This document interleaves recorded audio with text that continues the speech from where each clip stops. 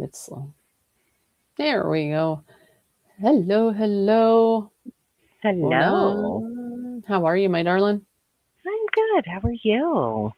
I'm good. Getting Instagram rolling here. Come on, Instagram. Y'all can do it. I promise. All right. I see all your light coming in the window there. I know. It's nice that the seasons are changing and we're getting light later. Right. I just Yes, wish it was warmer. right. Well, welcome back, everyone. Welcome to the show. So, we are Beyond Nutrition Community Podcast, and I'm your host, Sherry. And who are you? I am Becky Niles, which is what you can find me on most social media. So, Absolutely. We're just two women who have lived that burned out life. Uh, and a very unhealthy lifestyle, right? And at some point, we both came to we questioned what we were doing and all that noise around us, and we've kind of took a deep dive into healing ourselves. And that's kind of what started all this. And so we have found our way back to a slower, more human pace of healing.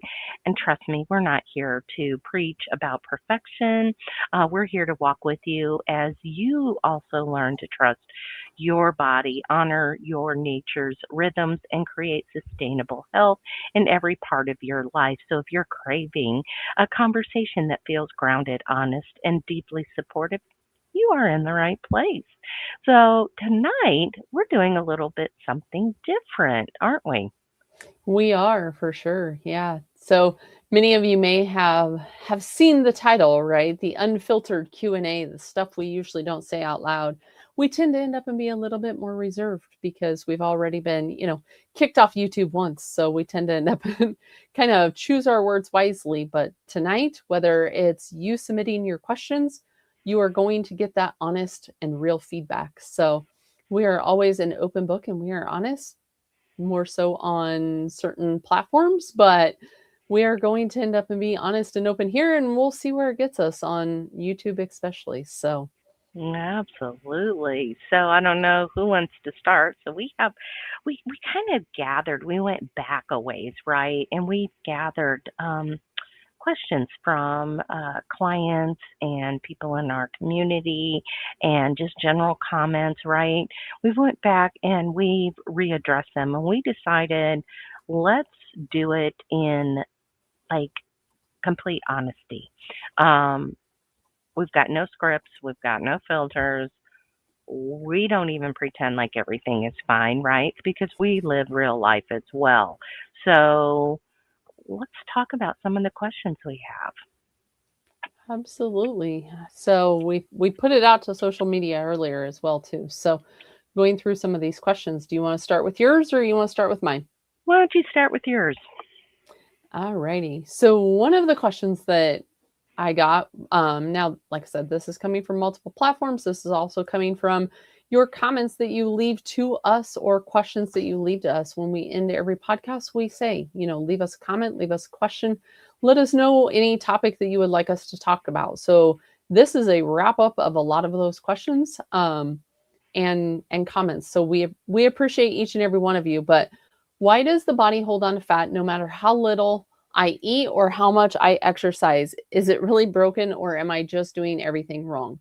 So, one, no, you are not doing everything wrong. Um, what I would tell my client, if this was coming from one of my clients, is you need consistency, and that's, we created the 66-day challenge too, um, so people have that ability to have consistency. They have accountability as they move through, but it's also a lot of people are confused and they definitely have this paralysis around decisions. Hmm. And it has led them to second guess. So they don't stick with something very long, right? They'll Right. end up and they'll do something. And then it either A, life gets stressful, or the body just doesn't interpret it as safe. It's kind of the stress side of it. is saying this is so unpredictable, right? We're going to hold on to fat, we're going to slow down the metabolism, we're going to increase hunger or even nighttime cravings. I've, come through a lot of clients here lately that end up and have that. But it's really not always, just the eating less. Sometimes you end up and you have to eat more so that the body gets out of that conservation mode and can, actually do its job, right? It's trying to keep you alive, but it's not meant to eat like a bird. When you're only eating 900, 1,000 calories in a day, things are going to start down regulating. You're going to get cold, you're going to lose hair, you're going, and that's where many people don't look at, right? What are you doing long term, right? We see it in hair where it has to end up and be, like 90 days previous, and people are so scattered, they're like, I don't even know what I was doing, and I'm not saying you have to be meticulous, and I know, Sherri, you kind of fell into that category of being very meticulous Mhm. about tracking and everything, and it Mhm. can actually lead to stress too. So that can be part of it also. Absolutely. Well, and the thing is, we weren't taught, right? Uh, we were taught a diet culture. Is really what we were taught, right? Calories in, calories out, and exercise like a crazy person, right? Um, and I know your approach to your healing and my approach to my healing, we had to change all that, right? Yeah, and that's where, there's different tools that can be, in your arsenal of tool belt, but when you do something for too long, right? Like Mhm.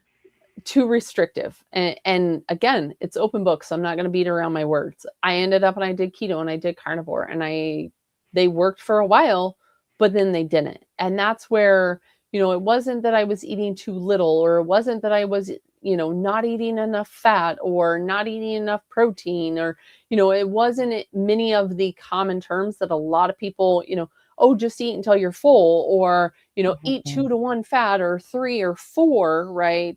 Chomp Mhm. on sticks of butter. And that wasn't the case, because I thought I still had a bag here, but I even had bags of, freeze dried beef suet, and I would be, Mhm. consuming the fat. And, I did a whole program, knowing now what I know, wish I knew then, but I did a whole program around fat fasting. But when it's done too long, like I Mhm. said before, that's where we get into this conservation mode. And what do I mean by conservation mode is you start to downregulate the thyroid. And I already had a sluggish thyroid anyway because I had Hashimoto's.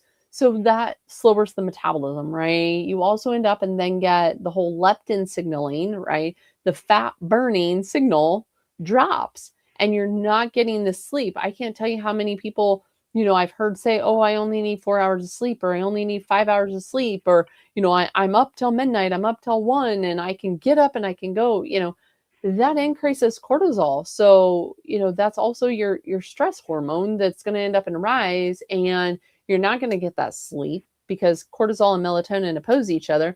But what's the other thing that happens? We increase that insulin resistance. So energy gets stored. Now, realize I said insulin resistance.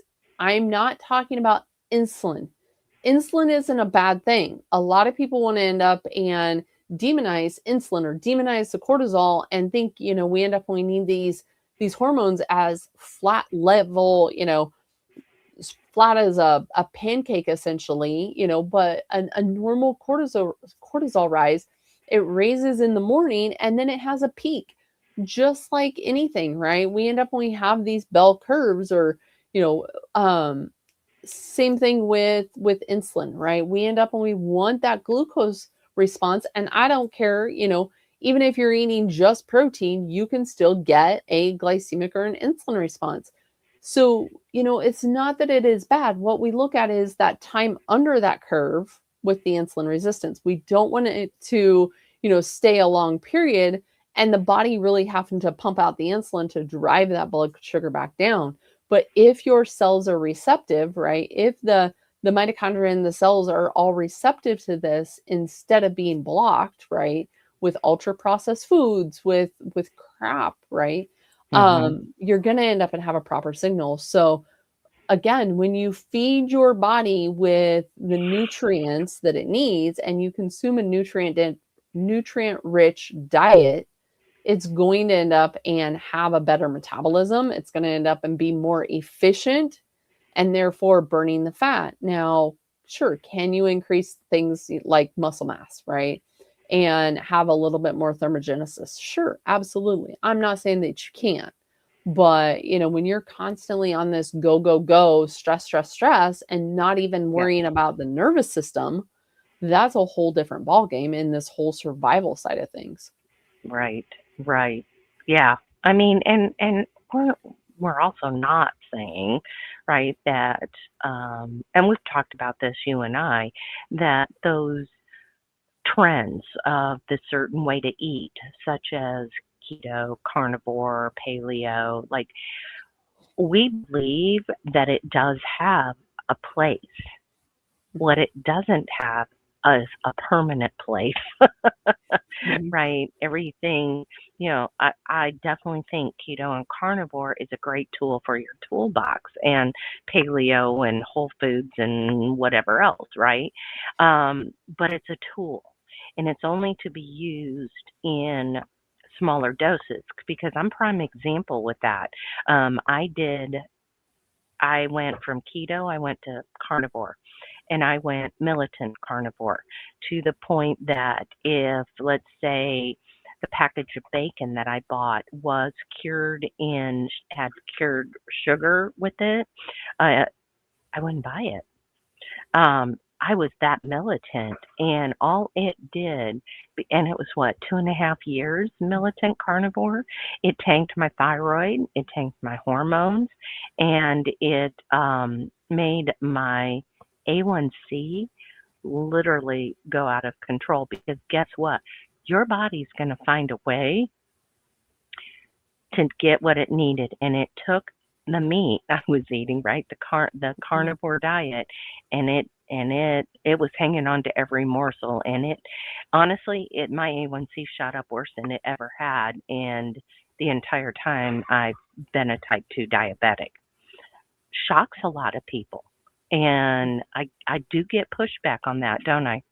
Yeah, absolutely. Because they end up and they'll say that gluconeogenesis is only demand driven, but we end up and we see it in clinical practice a lot, right? We Mhm. see it working with so many clients. We see it in the community. We see it all around right now. Is there therapeutic aspects of ketosis, right? And that's different. So Mhm.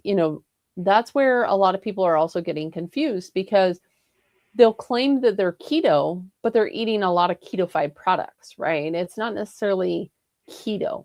Right. And they may not even actually be in ketosis. I've known several clients that thought that Mhm. they were doing keto and they struggled to even be in ketosis. So, it's not that that's what they were doing, or intentionally doing, but, ketosis, it's in and of itself can absolutely work and be a good tool for someone that needs it in a therapeutic practice. But for the average person, and I'm not saying that everyone has to go, you know, high carb or, Right. paleo even. It's finding what works with your biology Mhm. and using your own critical thinking. So many people have gotten away and no, I'm not calling anyone out over there on Instagram, but um they've gotten so far away from just their own critical thinking and listening to their body that they are outsourcing to what someone else is saying. And Mhm. they may be, a perimenopause or a menopause woman that is listening to a 30-year-old dude, which again, no offense guys, but you're not the same. Right? Right. So them listening to someone else, do they have to listen to us? No, you don't, right? Let what I'm saying go in one ear and out the other. I don't care. But what I want you to hear is, don't keep pushing harder and harder and harder without truly asking yourself, am I being honest? Am I being consistent? Am I doing what works for me? Mhm. And like I said, that is where a lot of people It's not that they need more discipline. They just need to listen to those signals. Right. And we've lost touch of that, right? Um, and so I'm going to go ahead and ask one of my questions that I have here, which is really interesting. How do I eat real food when my family won't? We both will be, again, unfiltered, right? We both have lived this. Hmm. So what what I suggest, and Becky can chime in here too, is we lead by example and not force, right? So when I would make things to eat, I added things that my spouse would eat, right? So but I didn't eat those things. I didn't eat, whatever it is, the extras that I fixed. For the longest time, he would not give up bread, and he would not, and so he didn't, and I didn't force it. But you can start, when you start researching, right, and you start looking, you can start swapping ingredients, and it's easy to swap one and two here and there. One of the things I swapped was if I made like my meatloaf or meatballs or something like that, I would use pork rinds, crushed pork rinds, instead of the breadcrumbs. It was a simple swap, and guess what? You couldn't tell the difference, right? So, you build your plate differently. You let them choose their version, and then you have your version. I For a long time I did cook two meals sometimes. Um, Meal prep became a very important, and still is very important, staple in my toolbox, right? Um, and that is so I don't fall off, right? I don't get into not being able to eat something where my family does. And so I don't feel like I'm going to fall off the wagon for that. Now, I don't anymore. I've been on this journey for so long that literally my tastes have changed completely. And it was funny. I was at work. I think it's been about a week, almost 2 weeks ago now, and there was this party, and there was cake and cookies and cupcakes, and and it was funny because somebody said, "Oh, how do you resist that?" And before I could say anything, my coworker said, "Oh, it doesn't bother her. She's fine," which I thought was funny. But what do you suggest on how to eat real food or whatever you're eating, and when your family won't? Well, and that's where, keeping it simple, right? That's the biggest thing for Hmm. me is keep it simple. Right. So even like tonight, for instance, we had some smash burgers and I Hmm. cooked them in the air fryer. Great beef, right? But I put mine on top of some arugula. So, I had that bitter, good for liver, good for, digestive system. It's a great spring green to start adding in, as you're kind of transitioning seasons. So I had that. Plus, I ended up and I had some fermented pickles. So that was my supper, right? Everyone always asks me for recipes and meal plans, and I'm like, Hmm. I eat so simple, right? How Hmm. how do how do Hmm. you end up and put a recipe together? I mean, you and I talked about this when we talked back about doing a recipe book. I'm like, how do I end up and I explain the fact of a burger patty, a handful of arugula, and like 10 pickles, right? Yeah. Yeah. That's my type of recipe. Yeah. But that's what I ate. My husband had two of the, smash burger patties, but he had a bun. Um, he is changing what he's eating. So there's times where, I'll end up and I'll make like sheet pan with some vegetables.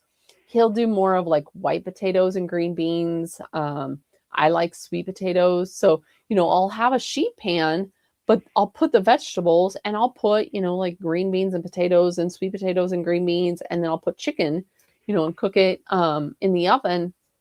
But there again, it's one meal. So it's not like I'm making two meals or, it's this whole Mhm. elaborate thing. Mhm. Transitioning that obviously, during the day, Um, my kiddos eat different, than what I do, but it doesn't take long. You know what I'm saying? Mhm. So, like for instance, we'll make spaghetti. Okay, they eat, normal noodles, right? I end up and I have the egg white noodles. So, all they take is just heat up. I'll make Correct. the meat sauce, and I do use either store bought, or if tomatoes are in season, I'll make a pasta sauce because I have a great, seasoning that I can end up and add to the potatoes and, let it simmer and stuff. Um, but then I'll just put, my noodles in a bowl. And by the time I put the warm meat sauce with it, that heats up the noodles enough that I don't have to cook it, so Right. they can still have their spaghetti. I have mine. It doesn't mean I have to make, one full complete, Right. five course meal for myself and one for them. It's fine. What I do when and I should have brought my list up here if I would have known these questions. No, what I do is I go through every week when I plan my grocery list, right? Or when I plan my grocery shopping, because I'm in the middle of BFE nowhere, right? So I have to plan things out. I go shopping once a week. I don't have the convenience to run to Trader Joe's, a Whole Foods, a Costco, a Sam's Club, list goes on to get groceries. I have a great grocery store, but it's a small town grocery store. They do stock great. In case anyone local is listening to me, they are great grocery. They are great grocery stores, but right, the main stuff. Right. But, what I do is I figure out what proteins I have in my house. Okay, we end up and we have a whole beef in the freezer, right? So, but beef gets old, you know? Think about eating beef every day of the week, right? It's going to end up and get old.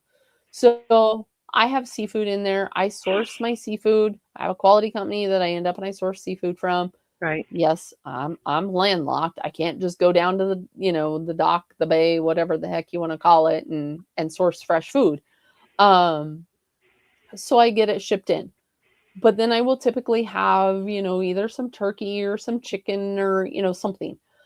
I figure out my proteins. I figure out what's in season for my vegetables. We're transitioning into spring. That's things like, asparagus, arugula, spring lettuces, those type of things. So guess what my fridge is going to end up and be stocked with?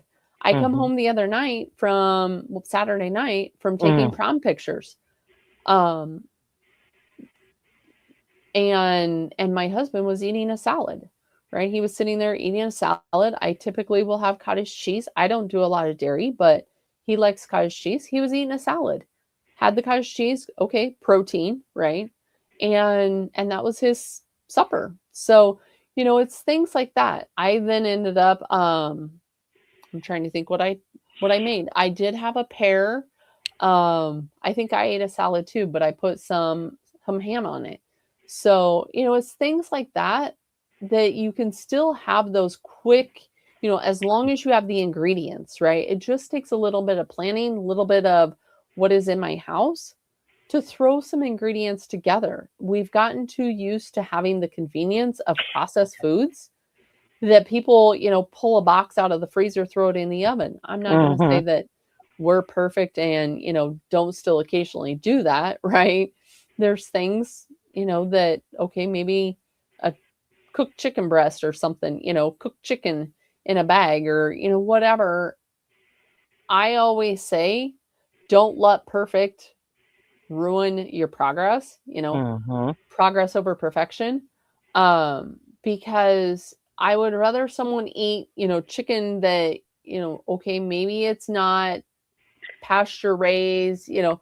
all of that, but it's still going to end up and be better than, a chicken nugget out of a bag. Absolutely. Those are some great So, tips. Yeah. And I do, again, I mean, I think was it not this past weekend, but the weekend before I was gone this past weekend. But I had a Wagyu chuck roast and some little potatoes, and I fixed that in the air fryer.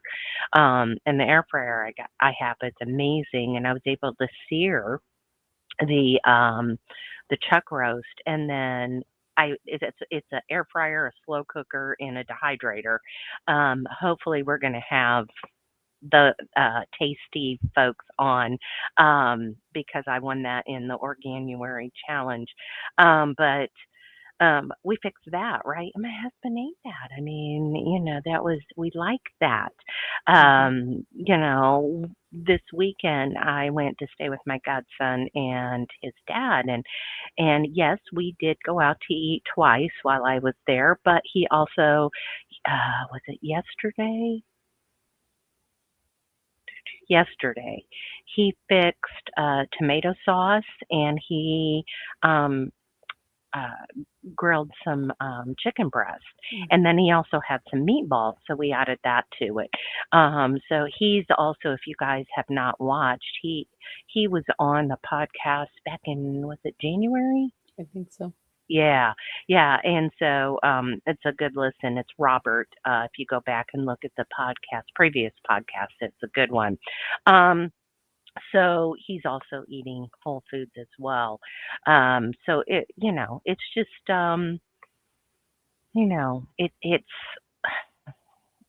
it's always making sure you have food on hand. You never want to get caught without not having a plan in place. And I'll be honest, at first it was hard to get used to, right? To not have that plan in place, and it caught me every time. How about you, Becky? Yeah. Well, and I've, I've meal prepped. Obviously it's changed over the years, right? I love Facebook because it's always going to end up and show your memories, right? Any memories that you share. And many times, I've used that for self comparison, right? Me to my other version, but it will also pop up that I've been meal prepping. And I still, will end up prepping some, right? Um, I don't do it as much now that we only have, one kid at home. It was different when I had, all four of them at home and was cooking, large meals. But now it's my husband and I, right? And we even made that comment tonight. You made the comment about your air fryer, and that's how I did these smash burgers. I just threw them in the air fryer. It was so Hmm. convenient to cook for just us, right? It wasn't dirtying a bunch of dishes and all of that. Same thing with, my Instapot pressure cooker. I'll I'll throw things in there, anywhere from hard-boiled eggs to a roast to chicken, and let it go. You set it, forget it, basically, not Yeah. necessarily with the hard-boiled eggs. They're a little more tedious to do that method, but um, it's learning what is your week look like, right? Not just Hmm. living day to day. What does your week look like? There's nights where I'm up here in the office by 6 o'clock. I know that I have to have supper, either something that's a little bit quicker or leftovers that night, or I have, um, now there are times where, like I said, I may eat something different than what my husband eats, but that's choices of ours, right? So Awesome. So, do you have the next question? I do, which kind of ends up and leads into what we've been talking about in regards of why do I feel guilty eating more food, especially Mm. animal based and carbs, when all the healthy advice says to restrict? Am I sabotaging myself, or is this fuel actually the key? So that's where I would end up and go back to where I said, listening to the signals, right? Why do you feel guilty eating more? Likely it's because we've been taught for so many years, right, that eating less is discipline, and eating fat is dangerous. Eating, animal foods, too much animal foods, this and that, right? Hunger, Yeah. you should almost be like white knuckling with your hunger, because you should just end up, ignoring that and push harder, fast longer, right? So when you start to actually eat nutrient dense food and look at what a balanced plate looks like, you and I've had this conversation a lot, Oh right? yeah. Because the volume of food looks a lot different. And I actually just had this conversation in a coaching session the other day, because as we're transitioning, right? If you're eating carbs and you're eating with the seasons, or in fancy terms, it's called chrononutrition.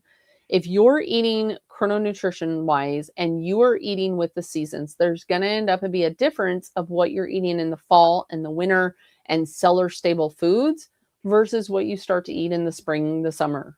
And when I was talking about people that end up and track their macros, for someone that is eating, we'll just say, 30 to 40%. Yes, that's me. Okay. I'm throwing myself out here. When I eat 30 to 40% carbs, it doesn't take much to hit that percentage in carbs by eating a sweet potato or eating mashed potatoes or eating, Mm-hmm. those higher glycemic carbs, right? And so when you eat those versus things, if I had to eat, say, that in arugula, right? Okay, let's be honest, I'm not going to eat that, 30% of my carbs based in arugula. I love arugula, but that volume would be Oof. insanely high. So, it's going to be other foods, but your macros may look a little bit different also. You may end up and have things like, a little bit more balance in your carbs and your fats because you're adding things like an olive oil vinaigrette to your, arugula, or maybe you're sauteing it in some olive oil or some butter or even tallow, right? Maybe you've cooked, some eggs and you're putting arugula and making like an omelet, right? Mm-hmm. So there's things like that where your volume is going to look different. And for many people, when you start eating more food or more protein, or, maybe it's the fats or the carbs, you get so much conflict with the identity of what Mm-hmm. your brain is telling you. And it's really more an emotional side that I'm doing something wrong. I'm messing it up. I shouldn't be eating this much. I should be restricting, and kind of going back again to that diet culture mentality, right? We're wired backwards. By the way, my Shilajit, my minerals. But, most of the health advice is still all about underfueling. Mm-hmm. We mentioned it before, move more, eat less, right? That's what we've always known, where instead, when we start to look at things and look at the signals that our body is sending, we're looking for safety. How is your energy? How is your mood? How is your sleep, right? Do you have adequate energy through the day? Or are you getting, a 2, 3 p.m. slump? Did you eat enough? You know, did you maybe front load your day? There's a lot of people that aren't sleeping because they, don't eat anything all day long. And then they're ravenous at night and they Yeah. just have this insatiable hunger. And so then they just start going hog wild in the evening, right? Or they start snacking in the evening, and then they end up not sleeping well, right? Right. So when we fuel properly, fueling our body is not sabotaging us. Underfueling is. You will hold on to weight and your body will fight against you Yep. all the time unless you end up and create that safety. Right. And Right. yes, that's my soapbox that I tend to get on. Well, yeah, she's talking to me too, because every so often, right? I have to make sure, and I know you do too, Becky. We don't track constantly. There was a time where I did, and I know there was a time that Becky tracked every morsel that went into her mouth.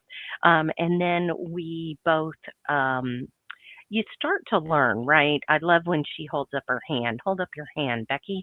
Show them what 6 ounces is. It's the size of my whole hand. The Yeah, size of a average woman's palm is going to end up and be about 4. or The size of your hmm hand is going to end up and be 6. So in a meal setting, you should be having that much protein. that's right. So that's going to lead me into the question that I have, and I know we both get this question. Is it okay that I don't want to track every calorie or macro? Yeah.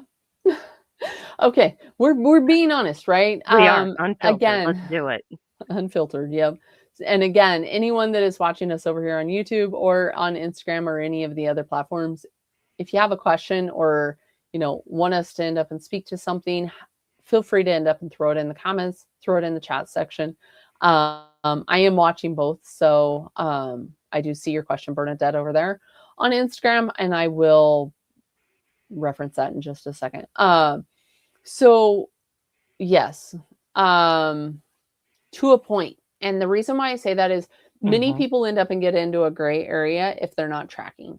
Yep. They think they have a good idea of what they're doing, or, they'll end up and they'll say, I'm eating carbs, right? I'm putting them in there, but still it's almost kind of a subconscious side of things where the past diet rules are kind of sneaking in.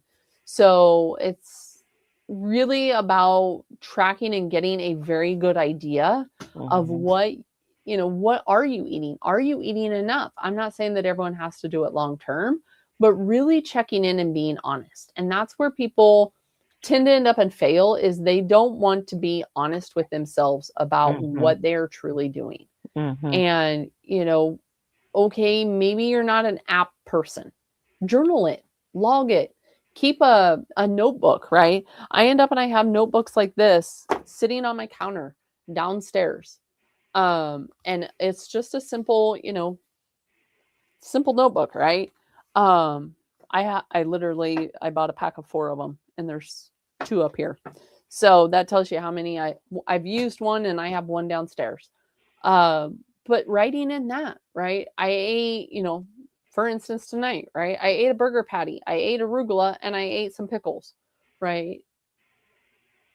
Roughly, you can end up and get an idea. If that isn't enough, right? If you're not being honest with, what you're doing, because a lot of people get stressful, they'll get wrapped up in their workday, and then they're like, did I eat? I don't remember. What did I eat? Or you have the flip side of things where people are constantly grazing and they're snacking. And so, every little, I call them BLT, right? Bite, licks, and tastes, right? Or maybe you have the moms that are super busy and their kid maybe didn't finish their plate of lunch, right? And you finish the last couple bites before throwing the plate in the dishwasher. It's things like that that get in that gray area, and they add up. And that can be why you're gaining weight off of those BLTs. It can be, these simple things of, well, I think I ate, I'm really not hungry. Guess what? It's the cortisol that is up. You haven't ate, Right. so the body is sensing a stress, right? Right. So it's all these type of things that you really need to end up and anchor in and track for a while. Give it a good 2-3 weeks. I'm not saying you have to track forever. Same thing with glucose, which is what Bernadette ended up and had over on Instagram. I check my glucose in the morning, and sometimes it's above 100 following the keto and carnivore. And that's where I would end up and dig deeper, right? Because why is it up above 100? Is it your cortisol? Is it, what are you doing in the morning, right? Or how close to bed did you eat? How much are you eating? Because that can be another factor too. If you're more of a sedentary person and your protein, you're not using your muscle, right? And you're eating, we'll just say 150 grams of protein, and you're, 5'2" and 120 pounds, right? You can end up and be over fueling. Not saying that, I don't know any specifics. I'm just really throwing numbers out there. But, that can be something that can also end up and be a factor, is how is your body responding to that? What are you doing in the morning, right? Again, is your morning, your feet hit the floor and you're up and you're going, and, you're not you're kicking on lights or you're looking at your cell phone, right? Circadian rhythm matters. So, what is that signal? Again, going back, right? What is that signal that you are sending your body first thing in the morning? Are you anchoring it with light, or are you kicking on a bunch of, bright LED lights in the morning, or staring at your phone? A lot of people will sit there and scroll first thing in the morning, or, they end up and they go through the morning and they don't eat. Many times I will tell people, to eat within 30 minutes of waking. This is another thing that there is confusion about. A lot of people will say 30 minutes of waking, 30 minutes to an hour of waking. Some will say 30 to 60 minutes of sunrise. What is the difference? I can guarantee if you are someone that is stressed in the morning and you have high cortisol, it's going to benefit you eating that 30 to 60 minutes of waking. So the body isn't trying to can't even speak tonight. Your body isn't trying to pump out that cortisol to keep you Mm. going. Mhm. Where, guess what? I get up at 6 o'clock ish. My sun doesn't rise until about 7:30 ish right now. So if I would wait, that's an hour and a half that I've been up. I've been going. I've got my work day started already. Guess what my cortisol is doing? It's raising up even more Yep. because it doesn't know whether I'm under stress from work, I'm under stress from getting my husband and daughter out the door, or I'm going to search for food because I'm, still back in hunter gatherer ages, right? And trying to find something. It's going to try and pump out what it thinks I need, and it's going to raise that blood sugar. And I know Right. you dealt with that too. And Oh. you can speak to it because you also noticed a difference when we ended up and we changed it. I know you did, Oh, Bernadette. yeah. I wasn't referencing you Oh. specifically, but she just said, I do sunrise and walk 30 minutes before I eat. I usually have my last meal at 4 p.m. Flip flop your walk and your eating and see what your blood sugar does. Even if it's just something small, Bernadette. But go ahead, Sherry. Well, yeah, I was gonna say, so I was, in the camp, there, it's been a number of years ago now. So I was playing the fasting game, right? I was also one that was never hungry in the morning, and this goes back probably a good decade or more, probably a couple decades, that I could tell you I don't like breakfast. I don't eat breakfast. I'm never hungry, right? As my A1C, my blood sugar is getting worse the whole time. That was the cortisol. So when I started, I mean, I wouldn't eat till like, I don't know, 1 o'clock in the afternoon. Does that sound about right, Becky? Somewhere in there. 1 Yeah, 1:30. 1:30. I wouldn't eat until then. But I decided early on that I was going to come off of my type 2 diabetes medicine. And in order to do that, you need to know what your blood sugar's doing, correct? Mhm. So I put on the CGM and I noticed something very fascinating. I would get up and my cortisol would keep rising and it didn't stop until noon, 1 o'clock. And it got pretty high, like alarmingly high, correct? Yeah, it was. Yeah, yeah, it was not good. So when I switched that, and again, this is coming from the person that I don't like breakfast. I don't eat breakfast. I was never one to go out for breakfast. I don't care about breakfast, right? I'm not hungry. And I started implementing the eating within 30 minutes to an hour upon waking. Didn't matter if I was up for the sunrise or not. At 30 minutes before, or 30 minutes to an hour after waking. And lo and behold, my watching the glucose monitor, it would rise. I would eat, it would rise just a tad more because I did eat and it was doing its job. And all of a sudden, the cortisol, the A1C, my blood sugar started to come back down. It wasn't waiting till noon, 1 o'clock. And it was like these light bulb moments going on, going, why is the trend, right, telling people to fast when it's such a blanketed statement to make, and people in my shoes, right, a type 2 diabetic or has insulin resistance, that is some of the worst advice to ever give somebody like that. But it didn't also take into account, how did I sleep the night before? I can bet, I can lay money every time I don't sleep good, my blood sugar's higher. Right? Mhm. It's fascinating, right? So I've lived it, and guess what? I don't skip breakfast anymore, and I eat within. Now I've got it down to about maybe about 30, 35 minutes after I wake up, I'm eating breakfast. I have breakfast ready to go. I don't have to. Is it the same breakfast? Pretty much, right? And I was tracking here recently to see where I was at on things, and I was playing with the number of pieces of bacon, even right, to get my macros in to see where I was at, right? Because it was easy to grab. Oh, I'm going to grab 6 pieces of bacon instead of 3 pieces of bacon to go with my egg bites and stuff that I make. Uh, so just things like that that I noticed, but I would have never known that had I not actually was tracking my blood sugar. Mhm. And it's another tool, right? And I think that's the big thing that I recommend. I'm not saying go out and get a CGM. You can use the finger prick, right? You can see what's going on. You can get snapshots throughout the day to see what's going on. But if you're truly on a health journey and you see something like, you know, that going up, there's a reason. Your body is telling you there's a reason, and you just have to figure it out. Yeah.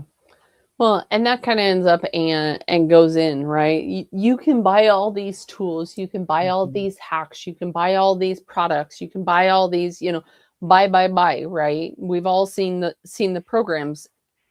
Yes, so I'm tying this in, right, to the next question, and that's I've spent thousands on coaches, programs, and supplements, and still feel stuck.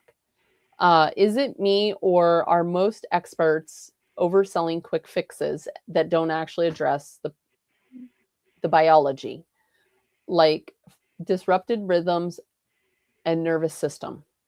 And again, your blood sugar, we've seen that with your Oh, nervous system, but a lot of oh people yeah.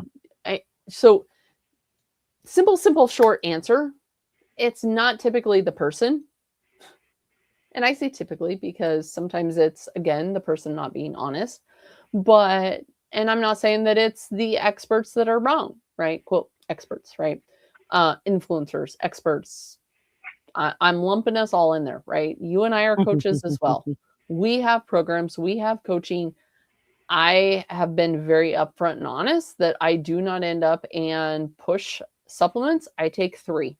I take an electrolyte, I take a mineral, which is what you see me drinking, and I end up and I use my hydrogen water. Those are my typical go to three things.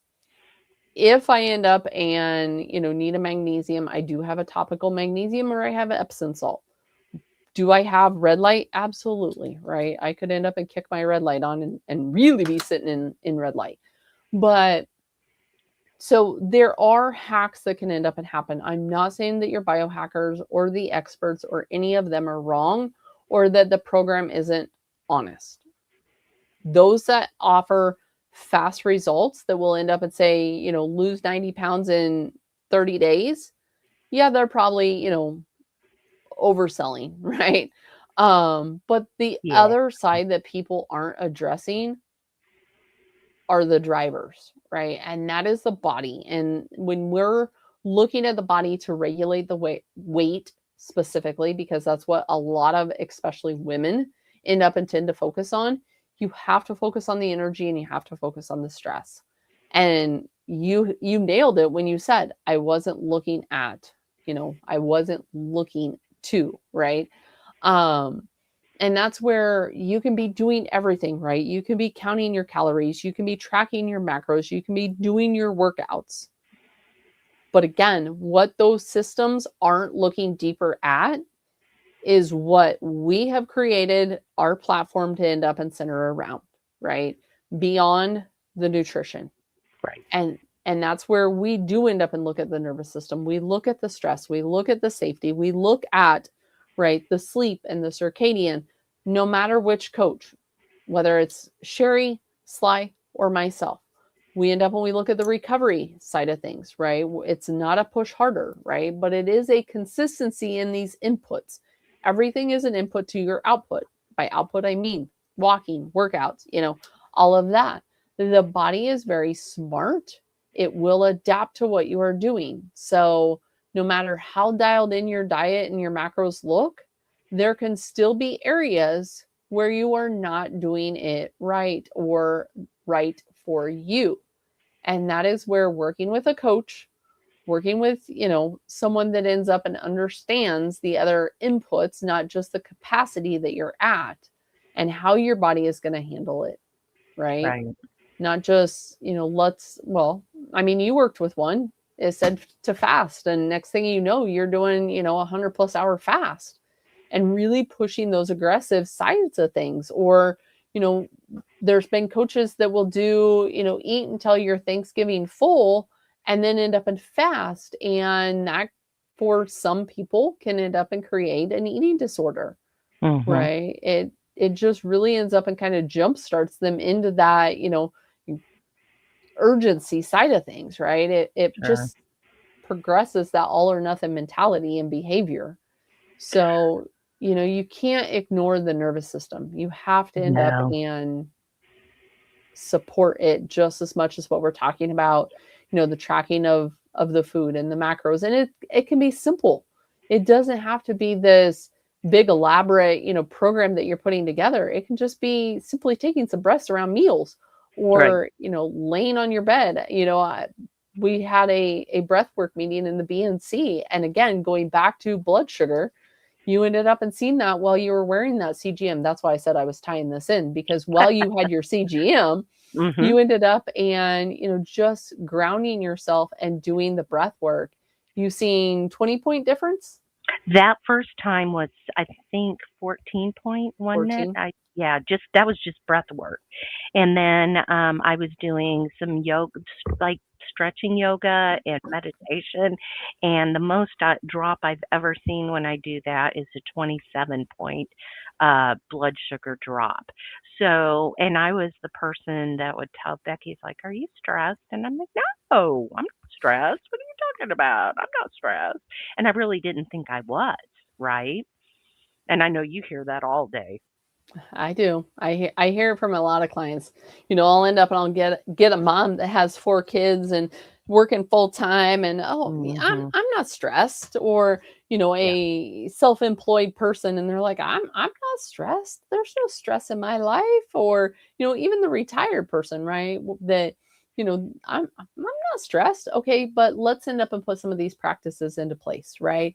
Right. Let's do, even just, 15, 20 minutes of your legs up the wall in the evening, right? It's an easy one for people to start with, is why I end up and I go there.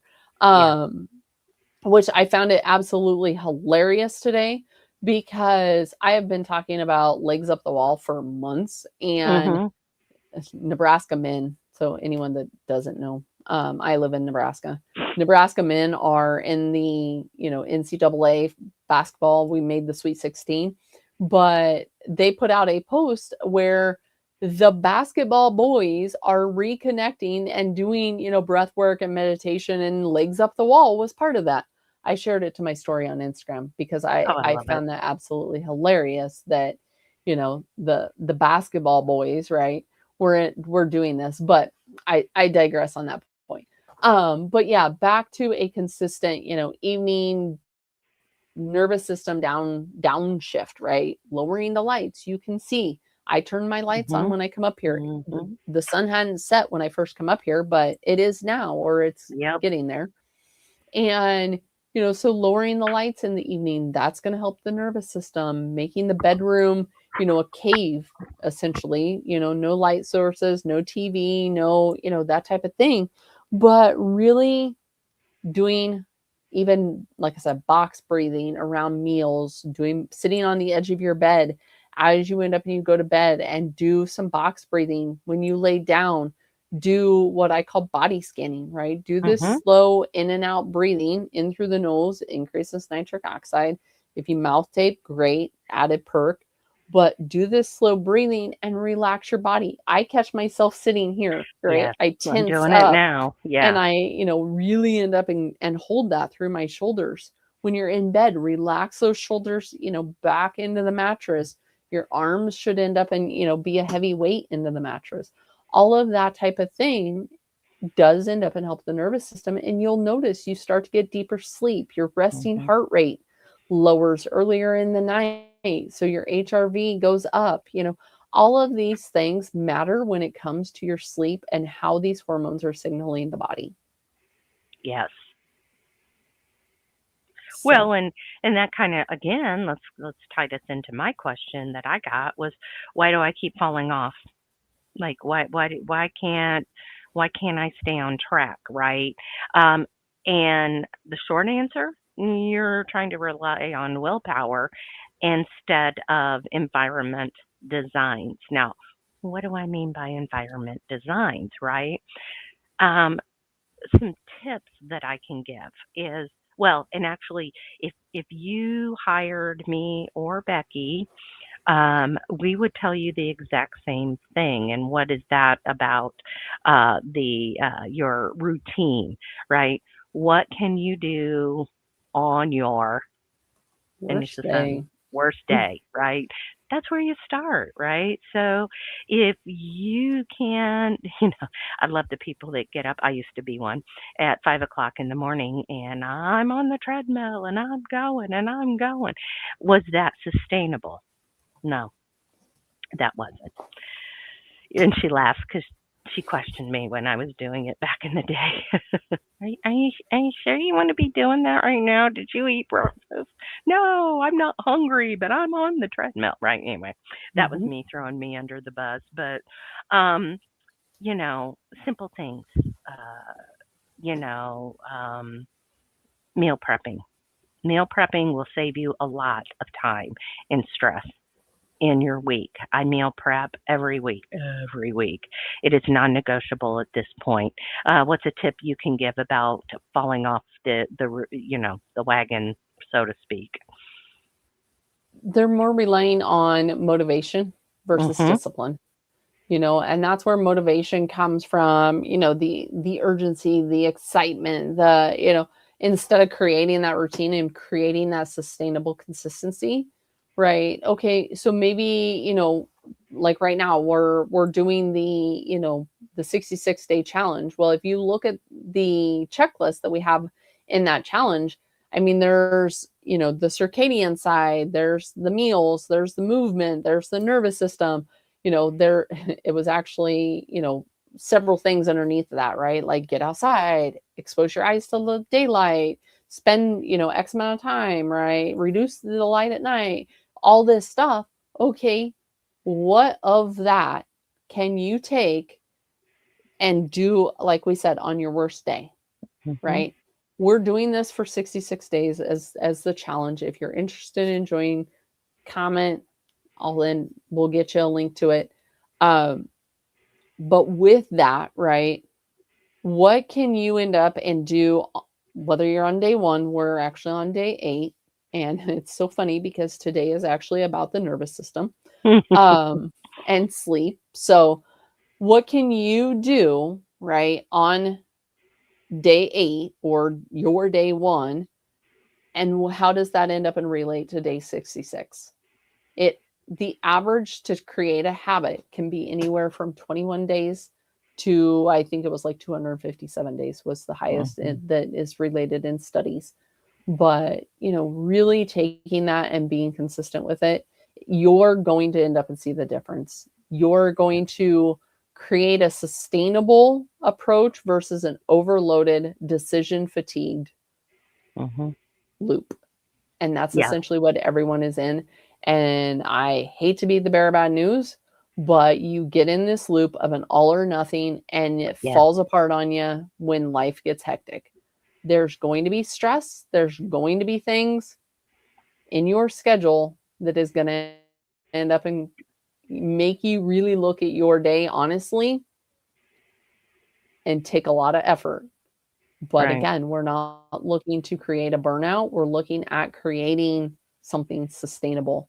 And that doesn't mean that you have to do everything 100%. Right. Progress over perfection. Be Right. better than you Well, were yesterday. perfect example, right? like I said, I'm on the treadmill. That wasn't sustainable.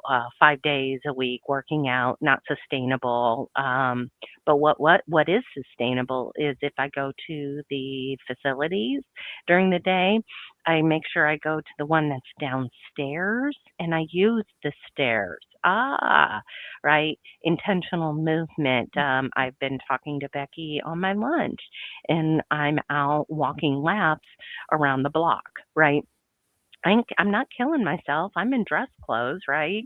But I'm intentionally moving. So those are sustainable things that can happen.